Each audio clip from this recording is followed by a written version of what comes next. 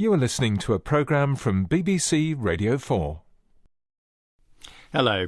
In his new History of Music, the composer Howard Goodall does not employ the soft pedal when describing 20th century developments in classical music. Schoenberg's development of atonality, he suggests, has resulted in not one piece of music in 100 years' worth of effort that a normal person could understand or enjoy. That'll be fighting talk for quite a few people who think of themselves as normal, I think. Fortunately, perhaps the American composer John Adams has his differences with Schoenberg as well, and clearly believes that challenging an audience need not exclude pleasing them as well. Also with us to explore the complicated, sometimes fractious gap between popularity and artistic excellence in music are the singer Barb and the writer Stephen Poliak, whose new television drama Dancing on the Edge is about a black jazz band in 30s London, eroding some well-established boundaries between high and low. We begin, though, with Howard Goodall. Howard, you've written The Story of Music. It's a television series as well. You've broadly confined yourself to Western music in this. I mean, I don't blame you, because you start 40,000 years BC, so you need some control. But why was it that you kept to the Western tradition? Well, only because of the usual sort of time constraints. Because it wouldn't, I don't think, have been possible to do justice in a TV series of 6 programmes to have done all music that had ever been written by anybody in any culture. But I could maybe have a go at an overview of Western music, although we do occasionally talk about musics in other cultures along the way. But of course, you're right to say it's mainly Western music. And I describe Western music, perhaps arrogantly, as the modern mainstream. And although I think that it's true that that if you lived in Indonesia and you listened to Indonesian folk music, you might take issue with that. It's also true that if you lived in Indonesia, Indonesian folk music is not what most Indonesians now listen to. They listen to an amalgamation of Western styles that have been adapted to Asian styles, etc. So that's the reason I went for the Western thing. Even that's probably too big for 6 programmes on television, and I had to leave lots of things out. Luckily, in the book, I could put more in and mention more composers, although there's probably someone out there saying, why isn't there more on Brahms or more on X? There will almost certainly be, somebody will tell you what you've left out. But who are you aiming at It's the music lover. It's not for people who have music degrees like myself, or who teach music, or who perhaps know quite a lot about music. It's for people who love music, which seems to be most people, but who are befuddled by the, I think, misleading terms often applied to music, by the kind of sense that classical music in particular is like a club, and that if you don't have the membership card with all the terminology and the jargon, you're somehow left out. And it's what I would describe as the kind of University Challenge conundrum, which is that on University Challenge, undergraduates are given undergraduate level questions on science and physics and biology and English history and literature, etc.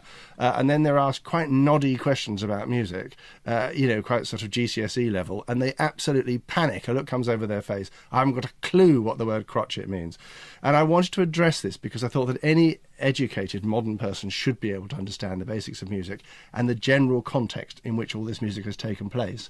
That was my mission. You have got a problem, though, an inherent problem, haven't you? Because your account, your narrative, is of increasing complexity, increasing technical invention, all of which has a language that comes with it. So how do you cope with both giving the story accurately and getting it across to a general audience? Well, I started by saying, if a Martian arrived and said, how would you describe what happened to your music? How could I do this with an absolutely blank canvas? And the first thing I threw out were a lot of the categorizations that have always existed in music. And what I wanted to do was show how the music changed. Now, this meant that some composers who weren't very well known suddenly appeared because they had a key role in the invention of some new thing, some new technique or process, and the other quite well-known composers who started doing one thing and carried on doing it all their lives don't get very much airtime, as it were, because what I wanted to show was change. When something changed, when someone came up with a technique or an idea that was different than before, that was then embedded into the musical mainstream and then became everybody's tools. Can you give us an example of one of those moments? The tuning of the keyboard, the Western tuning of the keyboard that took place in around 1700 is an advance. Actually, it didn't happen overnight. It took a couple of decades.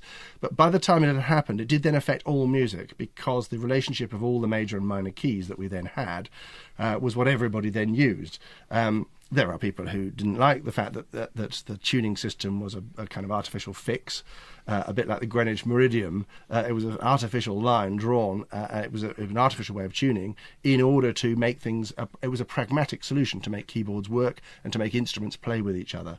So that would be one thing. Another thing would be the invention of the triad, the basic chord that underpins Western music. So when these things occurred, I wanted to track their progress and say, well, this is when this occurred, this is when this occurred, and we follow these things as they mount up through history. I'm interested, you say the invention of the triad, not the discovery of the triad. I mean, you feel it is a creation, do you? A human creation? It is, I suppose, a bit of a discovery, but the way that Westerners tune chords, in fact, is non-natural, if you know what I mean. Natural, excuse me, natural chords out there. If you create chords naturally with every piece of material, and you hit a piece of metal and it makes a note, and if you halve it, it makes a note exactly an octave high, etc. If you start creating chords from that those natural products and materials, you'll create chords that are not very nice to listen to because they don't fix. That's why we made an artificial fix in 1700 or thereabouts to make our own chords. So I think humankind had a big say in the making of chords that we listen to now. You've also set all of your account of the development of music in a political and historical context. Why was that important for you? Well, because I thought it was one thing that often been left off, the understanding of, for example, why Handel wrote a load of operas in a particular Italian style, and then he started writing these English oratorios. He did that because of a relationship with a real audience, with real people. And he wanted to write pieces that people came along to and enjoyed and fill those buildings, and they paid ticket money to come in. Which is a relatively new thing for music, and it had a big effect on what he wrote. And that's just one example of how the relationship with the listening audience became more and more important. That's a mercantile matter, though, isn't it? Less than a cultural one, in a sense. John Adams, do you think it's kind of always important to keep the... do you face the same problem that Handel faced of having to sell tickets? Does it weigh on your mind, I suppose, is one of the questions. Well, sure, of course it does. We're always, particularly in the United States, concerned about the survival of cultural institutions, because we live in a time when those of us who are working in classical music are having to fight this enormous behemoth, which is pop culture, and the remarkable thing, at least in the U.S., and I suspect somewhat the same case here in the U.K., is that pop culture has enormous prestige. It's not just that it's always there; it's omnipotent, and every moment of the day is surrounded with it. You can't go and try on a pair of pants at the store without listening to hip hop coming at you. Is it a competition for attention, or do you think it's actually changing the terms in which people listen? No, it's commercialism. It's just who has the power and the clout to assault you with this. So if you're working in in the kind of classical contemporary music world that I am, you're really struggling to stay afloat amidst all of this. And the amazing thing is just, for example, when a politician runs for office, he or she will connect with people by relating to pop culture, never to good literature or good music or whatever. You'd be happy, would you, if a politician came and asked you for the overture to Nixon China, say, to play at an election rally? Has it happened? I remember Glenda Jackson on her desert island list listed Nixon in China, which pleased me no end, but I think it was because she recognized the name Nixon, not Adams.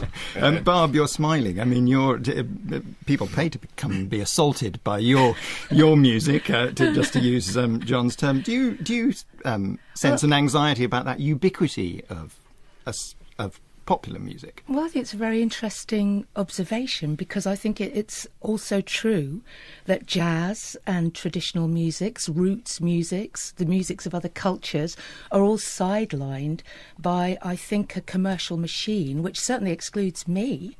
We're excluded, all of us, working with ideas and manipulating elements of music in perhaps a not utterly obvious way, if we're not supported by, behemoth is exactly the right word, I think, this massive thing which is called the music industry, which is terrifying, because industry and music, I think, are two words that should never be in the same sentence. I want to come back to you, Howard. One of the themes in your book is what happens in the 20th century. And as I said at the beginning of the programme, you're not happy about it, I think is a broadly fair paraphrase. I'm quite happy about it. Well, you take issue with Schoenberg and atonality in no uncertain way. I don't actually take issue with the right for Schoenberg and others to experiment. I was all in favour of the experiment, and I think the experiment had a knock-on effect for other composers, etc. My point there was, though, that the retreat into an internal dialogue, which music went into, classical music went into this period, maybe the first 40 or 50 years of the 20th century, where it was all about the internal vocabulary of music, and they were discussing with each other about what music should sound like, how would you deconstruct the building blocks of music, etc. And I'm all in favour of experiments, but most experiments take place behind closed doors in a lab somewhere, or in the sort of closed area where you're doing your experiment. What happened to classical music was it did its experimenting in public. So the public were often quite frightened and disenchanted by the music, the new music that they heard in this period, which sounded to them incomprehensible. And I'm only reporting what happened because that is what happened. No one could pretend that the public didn't actually lose grip, in a sense, with events in modernism in music. The fact is, a point I hope powerfully make in the book is that classical music recovered itself in the second half of the 20th century, with people like John sitting here on my left, probably the greatest classical composer alive in the world today in this studio. But people like him and Steve Reich actually recovered classical music's position because the music they wrote was not unapproachable and not incomprehensible and not a problem for most listeners of music. So that was my thesis. It wasn't really that I hated Schoenberg personally. It was just that I felt the experiment had in terms of the general public, had a not very good effect.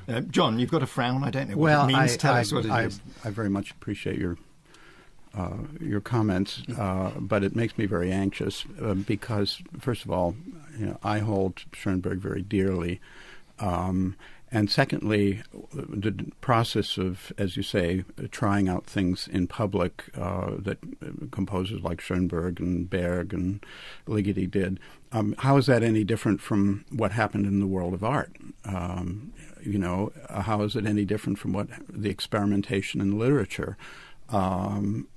It's just that music is a very different experience, sensually, emotionally, psychologically, and I think really the issue is a far more complex situation having to do with the psychoacoustical aspects of music, actual physical pain that you get from dissonance. I mean, you can look at a Francis Bacon painting, which is on a certain level a shocking, horrific thing, but you can look at it and absorb it and not be as profoundly affected as if you hear, a truly, the analogous type of experience in music, which tends to deeply disturb people.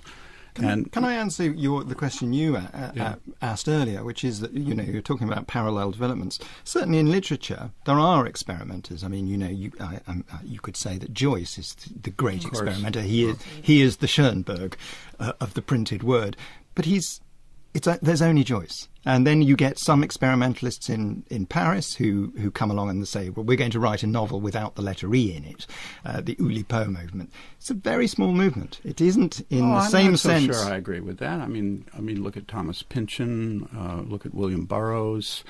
There are all kinds of French experimentalists. But don't you think that Pynchon is, to kind of make the metaphor work, is continuing to use harmonies. He's continuing to use, as it were, traditional forms. He's doing things with it, but he isn't abandoning them altogether. Well, neither was Joyce. I think look, we're artists, we're creative artists because each of us, wants to go into this world of infinite possibility and come up with different ways of presenting our response to the world. Stephen Poliak, you've written a lot about invention and so on. I mean, one of the problems is, the language often used is we're going to invent a new language. And of course, once you invent a new language, it automatically becomes the case that the people who spoke the old language are struggling for a little while. I mean, yes, well, I think that, Howard's book, towards the end, Pierre Boulez is identified as quite a powerful element in the dislocation that happened. I mean, I remember as an undergraduate befriending Cambridge two composers that were incredible followers of Boulez, and they said, "You're a complete reactionary trying to write character, trying to write stories." So it was permeating and was a discussion about breaking down form. And I felt at the age of 19 that maybe that I was a figure from the past. It was quite extraordinary. It was that pugnacious, that influence of breaking down accessibility. And I think that a wrong turning was taken, but as the non-musician here, as the layperson, as the punter, I found very, very difficult to enter that world, although I like to think of myself as a progressive. I love experimentation. So I think classical music has to confront the fact that there was an extraordinarily difficult turning, was half taken, and then people fought it back. John Adams, just to turn to you. I mean, you said earlier that you greatly respect Schoenberg. I said I loved him. You loved him. Sorry, I got the word wrong. You said you loved him. But you also are in debate with him. I mean, of course. Harmony Lehrer, which was played the other night at the Barbican, a very thrilling concert, takes the title of his great work of theory and then essentially says, well, what would the world look like if it had never existed? Well, I that wasn't on my mind when I composed it, but I suppose that could be one response to it. Stephen mentions Pierre Boulez, who probably was the ultimate bête noire for me as a young man, because Boulez was so emphatic, and in his typically French polemicist way, he was always right.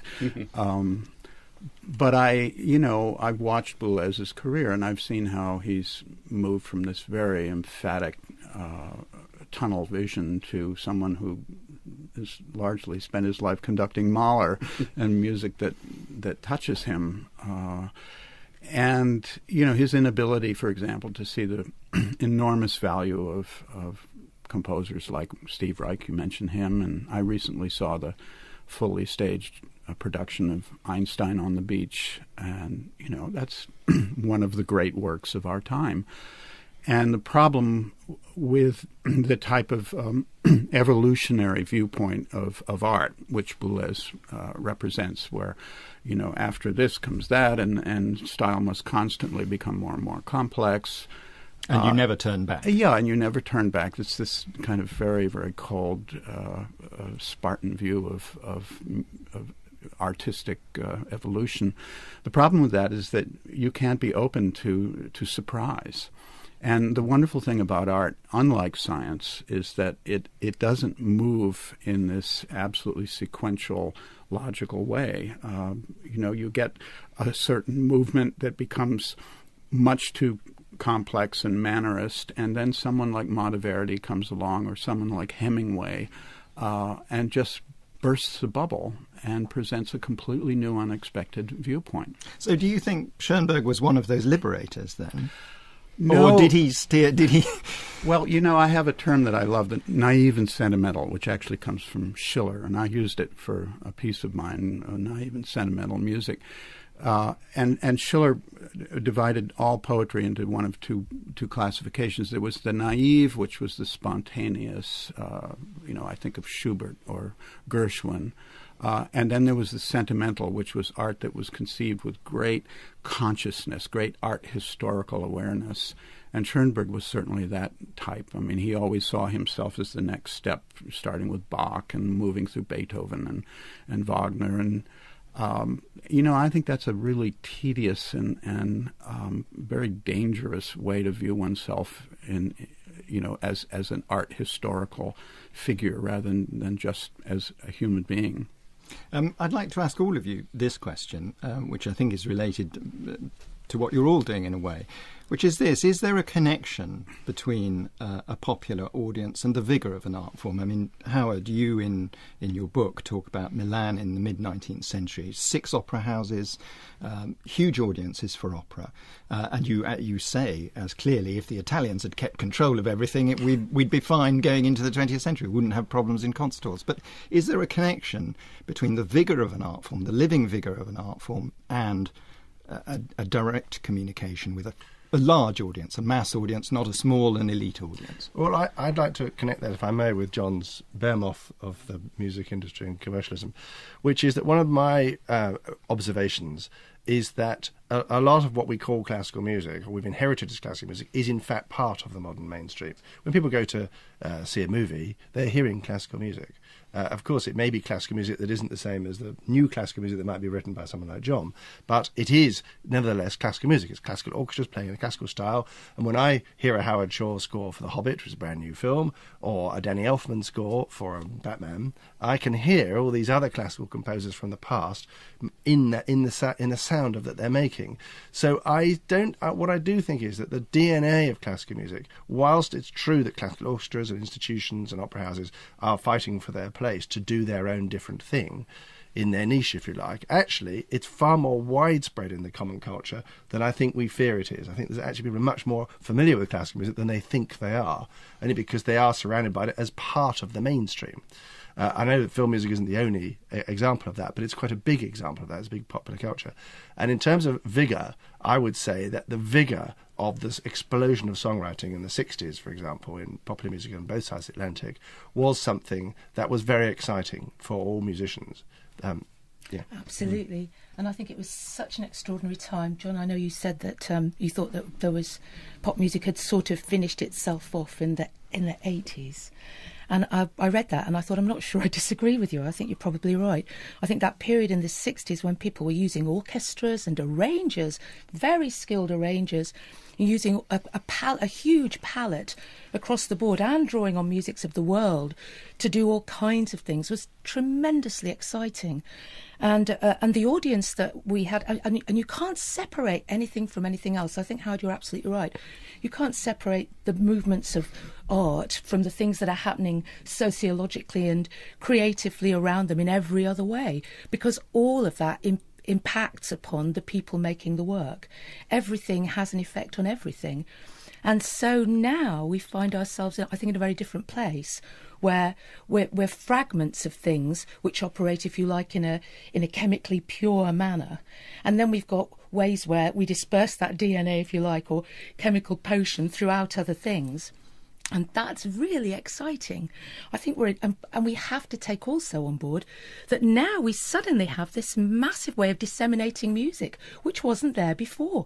So I can go online today and listen to many things that John's written without going anywhere. I can see orchestras perform them. And that's available not just to me, but to everybody round the world with access to a computer and a set of speakers. So you started off sounding pessimistic about popular music and you ended sounding gloriously optimistic. I'm gloriously optimistic. I'll take the optimism, but I don't know whether you share it, John Adams, or whether you feel that this is a behemoth. I have such profoundly mixed feelings about it because I look at my son's 28 and he's a very sophisticated musician. And I look at his playlist, which of course is something I didn't have when I was 20. I didn't know what a playlist was. And I'm just astonished by the range of it. Everything from, Algerian rap to, Brooklyn underground indie music to Ligeti to Thomas Addis, his range of experience. And he's not alone in that, kids his age have this enormous font of information, which is, of course, largely to do because of the digital world and the availability of everything. But concomitantly with that is the breakup of the ability to concentrate. And, you know, I even noticed in myself, for example, I'm sitting in my hotel room here in London, and it suddenly dawned on me that I'm listening to music in the crappiest of possible circumstances. You know, I've got these cheesy earbuds in my ear, and I'm listening to a terrible MP3 of something that I downloaded, which gives a completely skewed acoustical image. And the worst thing is that I'm doing it on my computer, which is just throbbing with the potential of hopping. We go 5 minutes with something, and then our mind tends to wander. And because there's an infinite number of other distractions available, I find that that's the downside of life these days in the arts, as in all other aspects of life. Software is the solution to software. There are pieces now of software that will enable you to lock yourself away from distraction, aren't they? Is this something you feel as well, Stephen? Well, I think I might disagree with John about the concentration, because I think that, I think all through my adult life, people have said, of course, young people are losing the ability, or we're all losing the ability to concentrate. But then we have to confront the reality that children's films now are 3 hours long. I mean, that Peter Jackson has said, and I've sat in the cinemas where children have sat really happily watching. I mean, they're enormously long, these movies. I mean, unbelievably long. My own daughter... Unbearably long, some people might say. Well, depends what age you're seeing them at. My own daughter, the age of 2.5, sat... I want the image of her watching the whole of Mary Poppins. Mary Poppins is a very long movie. It is 2 hours, 20 minutes long. It's a hugely long film for Disney. And and that's remained a perennial favourite with all children. They all watch. You put a child in front of Mary Poppins, they'll sit completely still. So I think that it's always sort of the counter movements, I think, always, and especially now. You asked a question about art, and it doesn't have to be popular. Lots of people are going to thrive, and there's an interesting contradiction, I think, right at the moment, because people do have incredible access to all sorts of things. They can whistle up music from everywhere, and yet they need to know what to find. I mean, in my youth, there was because there were just 3 television channels, and you would see these documentaries about Pierre Boulez or whatever, as we mentioned it, for see an hour and a half film on him in prime time. Incredible thing. Now it would be on BBC 4 if you're lucky, whatever. And so you would stumble upon these extraordinary things. So we somehow got to find that way back where people know what to look for, because there's amazing. Because I think people are very, very open to all sorts of different and maybe challenging things, but they need to know that they exist to find them. And I think that's the interesting contradiction of our age at the moment. Yeah. Well, John Adams. I'm fully aware of this issue. There's so much out there, and what people are learning is how to find what they need. But I think, I look back to the primal experiences of my childhood. The first time I heard The Rite of Spring, the first time I saw Monet's paintings. And, it's because those works were available. They were played on the radio. I watched them on television. And, I can get 120 different channels on my cable where I live in California, and it's all crap. There's nothing of any value of it. I'm not exaggerating. There must be a pony. No. Duke Ellington's 100th anniversary was just a few years ago, and in this entire year, there was not a single program, not even on the hallowed PBS, which spends most of its time playing British melodrama and cooking shows. So, I think, yes, it's great that people have to be trained to go to find, things of value out there. But the bottom line is that if the media, either through education or through, government sponsorship or enlightened, support, if it's not there, if it's not available, then people are not going to find it, and you're going to get a whole one generation after another of young people whose cultural awareness is increasingly dimmed. I think that's true, and I think that fragmentation has both a benefit and the problem, I think, is for those people creating within that fragmentation is that people are listening to only small segments of things. So, for example, if we take the LP, the pop LP, the Beatles, take Sgt. Pepper's as an example, which is constructed in a very particular way so that you hear each track after another, so that everything reflects on what you've heard before. It has a beginning and an end of each side. People don't listen in that way. So the kind of picture you're building with whatever piece you're making is received in a completely different way if it's fragmented, and you have no control over that at all, which is interesting. There's an irony, though, isn't it? Because in your album, your latest album, Stockport to Memphis, yes, you're wonderfully eclectic. You sing all kinds of genres of songs. I mean, I noticed one critic said it was his favourite jazz record of last year, I think, because it just came out at the end of last year.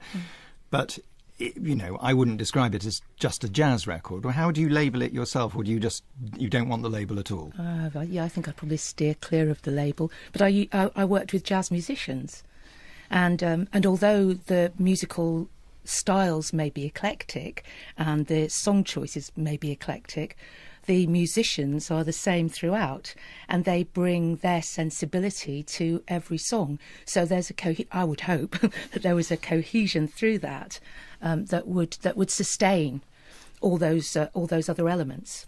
But you clearly like to be able to range widely. I mean, you said it earlier. You think there's a kind of virtue in crossing boundaries and musical boundaries and so on.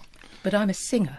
So I'm picking material. I'm lucky enough to be able to pick my own material. So I'm picking material which works for me, which resonates for me with my instrument and my capacities.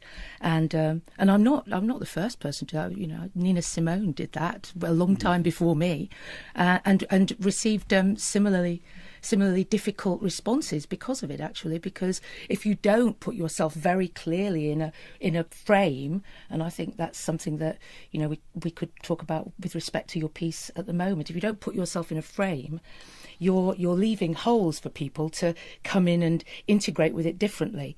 And there's something marvellous about being in a frame, and I do long for that as well. Well, it can become a trap, though. I noticed you recently took it's a very interesting instance of how this deep human instinct to create hierarchies of taste, even down, to use your word, John, amongst the crap, because you wrote an article about X Factor, Yes. one of these talent shows on television, and the use of the word cabaret had started to appear as a pejorative, which infuriated you, and you took issue with it.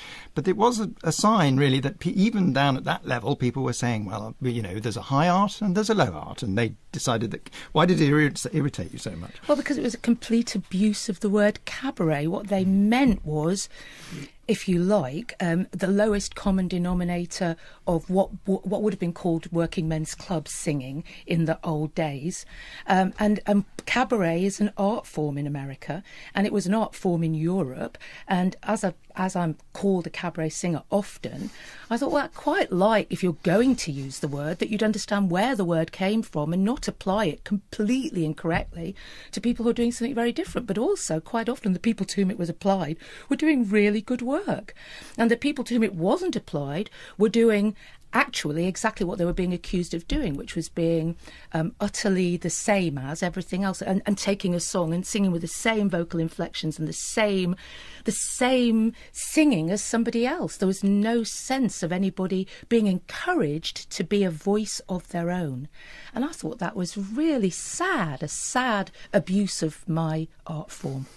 You talk of it as an art form. It also connects pretty seamlessly with mass entertainment. What's the point at which it becomes art and ceases to be, as it were, something that's just on the radio? Tricky question. You're rolling your eyes at that, which is fair enough. But have a go. Well, I don't know. I think one just does the best work one can with whatever's available. You try to do the very best you can, and if people come to that and say, "Oh, that's that's very much fitting into this art form. But it I must think be that's it must be lovely. something to do with innovation, mustn't it? Which is how you then get into trouble with ceaseless innovation.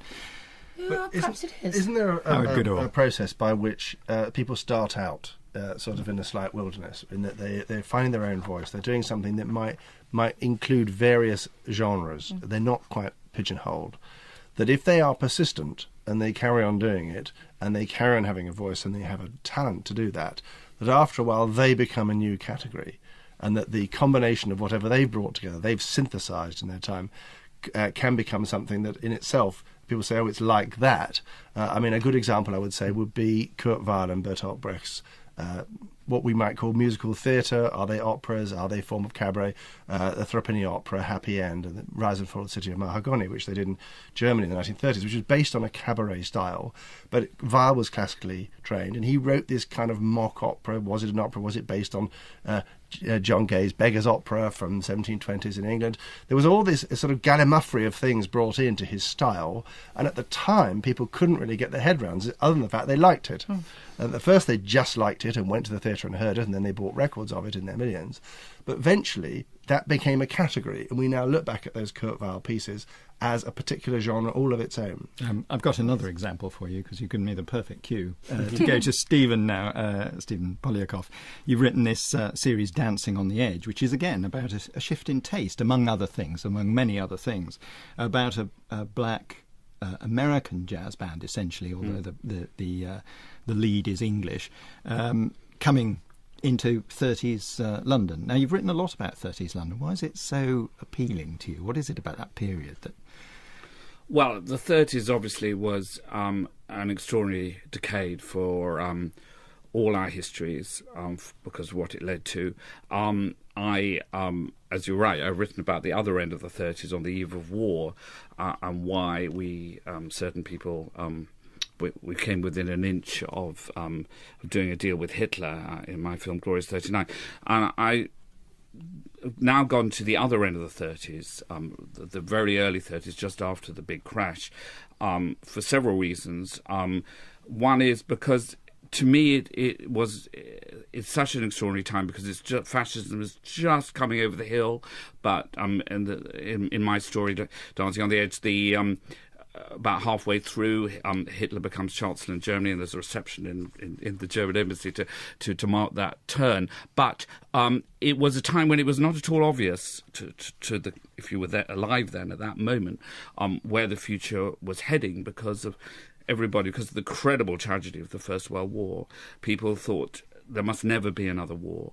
There was also the explosion of technology. The modern world was coming into shape through the building we're sitting in now, through broadcasting, obviously, through the talkies, through the great burst of celebrity, through music becoming an incredible... Well, you're writing at the start of it, one of your characters is a music journalist, isn't it? Music journalist. On what is still then the Musical Express, not the new Musical Express. But Melody Maker, what that was based on, was already going. The incredibly modern name, it started in the late 1920s, and the music journalist Stanley, brilliantly played by Matthew Good, is slightly inspired by a journalist and band leader called Spike Hughes, who, amongst other things, wrote in Melody Maker, reviewed his own concerts under assumed name and gave himself Ray Reviews, which of course is what people do on the internet now. So it's an incredible modern thing. I love that roguishness and that sense of taking on the time. You know, and he was also a great champion of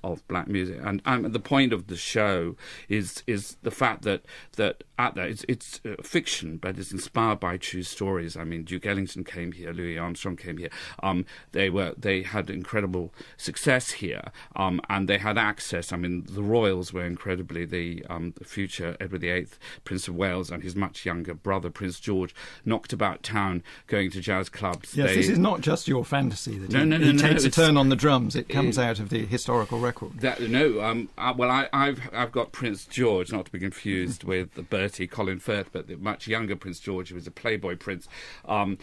he plays the drums with my jazz band at a private party. That is based on there was a private party for Duke Ellington, where Duke Ellington played for the Prince of Wales, held by Lord Beaverbrook, and the Prince of Wales ended up playing drums with the Duke Ellington band, which is such a wonderful conjunction of things, because Duke Ellington band had to, in the hotel they were staying, still go through the back entrance, even though they were performing for the Prince of Wales and had some success, could enter through the back entrance of the hotel, and that possibility of the mingling of cross class, cross race, a window onto a more hopeful future, albeit that was an illusion, but it was there. But and the music is working as a kind of solvent there. It's dissolving exactly. boundaries away and allowing. It is the soul. It's the connection. It is between, because there was. It's not just the royals. A lot of the aristocracy and the intelligentsia loved this new sound. To them, the new sound, and to black musicians, London were quite fashionable. There were great figures in society. Paul Robeson, who was doing his Othello and singing in Showboat. There was Leslie Hutchinson, who became Hutch, who had a scandalous affair with Edwina Mountbatten. It's a famous story. There was the wonderfully named Snake Hips Johnson, Ken Johnson, who was incredibly lithe dancer, became an incredibly beautiful man, looked a bit like a young Denzel Washington, who became a great star in 30s London. These were figures in society as well as for the paying public, and had great access. And that window on a different sort of, incredibly class-bound society, a different sort of Britain, with the music, as you say, as a solvent, to me was incredibly interesting to write about. I would love to talk more, but I'm afraid we've run out of time. So thank you to all of my guests. Stephen Poliakov's 6-part series, Dancing on the Edge, will be broadcast on BBC Two in February. Barb Younger's Stockport to Memphis is out now, and she's on tour around the country. John Adams is conducting 2 concerts with the LSO in London this week. There are details of those on the Start the Week website. And Howard Goodall's The Story of Music has just been published. His TV series will be on BBC Two starting on Friday. Next week, Alan Little will be here to take a red pen to political writing with Chris Mullen, Tim Montgomery, Joan Bakewell and Phil Collins. For now, thank you and goodbye. There are many more Radio 4 arts and discussion programmes to download for free. Find these on the website at bbc.co.uk/Radio 4. The Greenwich Meridian, it was an artificial line drawn, it was an artificial way of tuning in order to make things, it was a pragmatic solution to make keyboards work and to make instruments play with each other. So that would be one thing. Another thing would be the invention of the triad, the basic chord that underpins Western music. So when these things occurred, I wanted to track their progress and say, well, this is when this occurred, this is when this occurred, and we follow these things as they mount up through history. I'm interested, you say the invention of the triad, not the discovery of the triad. I mean, you feel it is a creation, do you? A human creation? It is, I suppose, a bit of a discovery, but but the way that Westerners tune chords, in fact, is non-natural, if you know what I mean.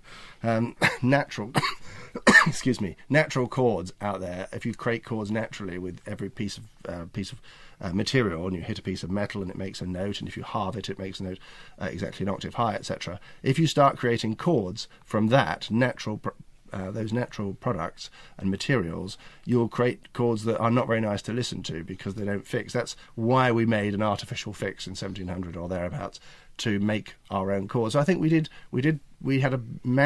had a big say in the making of chords. Music degrees, like myself, or who teach music, or who perhaps know quite a lot about music. It's for people who love music, which seems to be most people, but who are befuddled by the, I think, misleading terms often applied to music, by the kind of sense that classical music in particular is like a club, and that if you don't have the membership card with all the terminology and the jargon, you're somehow left out. And it's what I would describe as the kind of university challenge conundrum, which is that on University Challenge, undergraduates are given undergraduate level questions on science and physics and biology and English history and literature, etc. And then they're asked quite noddy questions about music, quite sort of GCSE level, and they absolutely panic. A look comes over their face. I haven't got a clue what the word crotchet means. And I wanted to address this because I thought that any educated modern person should be able to understand the basics of music and the general context in which all this music has taken place. That was my mission. You have got a problem, though, an inherent problem, haven't you? Because your account, your narrative, is of increasing complexity, increasing technical invention, all of which has a language that comes with it. So how do you cope with both giving the story accurately? You are listening to a programme from BBC Radio 4. Hello. In his new History of Music, the composer Howard Goodall does not employ the soft pedal when describing 20th century developments in classical music. Schoenberg's development of atonality, he suggests, has resulted in not one piece of music in 100 years' worth of effort that a normal person could understand or enjoy. That'll be fighting talk for quite a few people who think of themselves as normal, I think. Fortunately, perhaps the American composer John Adams has his differences with Schoenberg as well, and clearly believes that challenging an audience need not exclude pleasing them as well. Also with us to explore the complicated, sometimes fractious gap between popularity and artistic excellence in music are the singer Barb and the writer Stephen Poliak, whose new television drama Dancing on the Edge is about a black jazz band in 30s London, eroding some well-established boundaries between high and low. We begin, though, with Howard Goodall. Howard, you've written The Story of Music. It's a television series as well. You've broadly confined yourself to Western music in this. I mean, I don't blame you, because you start 40,000 years BC, so you need some control. But why was it and getting it across to a general audience? Well, I started by saying, if a Martian arrived and said, how would you describe what happened to your music? How could I do this with an absolutely blank canvas? And the first thing I threw out were a lot of the categorizations that have always existed in music. And what I wanted to do was show how the music changed. Now, this meant that some composers who weren't very well known suddenly appeared because they had a key role in the invention of some new thing, some new technique or process, and the other quite well-known composers who started doing one thing and carried on doing it all their lives don't get very much airtime, as it were, because what I wanted to show was change. When something changed, when someone came up with a technique or an idea that was different than before, that was then embedded into the musical mainstream and then became everybody's tools. Can you give us an example of one of those moments? The tuning of the keyboard, the Western tuning of the keyboard that took place in around 1700 is an advance. Actually, it didn't happen overnight. It took a couple of decades, but by the time it had happened, it did then affect all music, because the relationship of all the major and minor keys that we then had was what everybody then used. There are people who didn't like the fact that the tuning system was a kind of artificial fix, a bit like you kept to the Western tradition. Well, only because of the usual sort of time constraints. Because it wouldn't, I don't think, have been possible to do justice in a TV series of 6 programmes to have done all music that had ever been written by anybody in any culture. But I could maybe have a go at an overview of Western music, although we do occasionally talk about musics in other cultures along the way. But of course, you're right to say it's mainly Western music. And I describe Western music, perhaps arrogantly, as the modern mainstream. And although I think that it's true that if you lived in Indonesia and you listened to Indonesian folk music, you might take issue with that.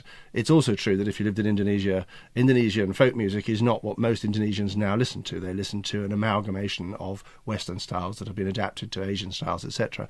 So that's the reason I went for the Western thing. Even that's probably too big for 6 programmes on television, and I had to leave lots of things out. Luckily, in the book, I could put more in and mention more composers, although there's probably someone out there saying, why isn't there more on Brahms or more on X? There will almost certainly be. Yeah, somebody will tell you what you've left out. But who are you aiming at in it's the series? It's the music lover. It's not for people who have